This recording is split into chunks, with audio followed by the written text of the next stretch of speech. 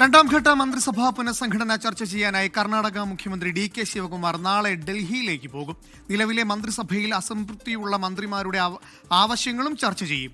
രാജ്യസഭാ തിരഞ്ഞെടുപ്പിന് ശേഷമായിരിക്കും രണ്ടാം ഘട്ട മന്ത്രിസഭാ പുനഃസംഘടന ഉണ്ടാകുക.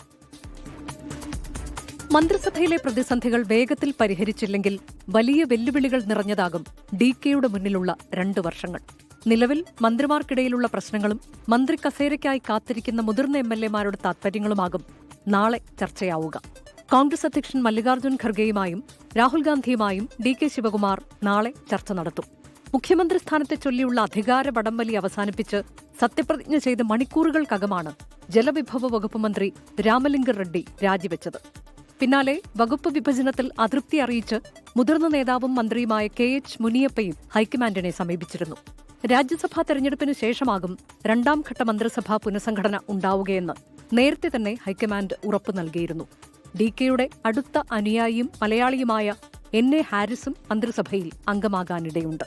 24 ബംഗളൂരു.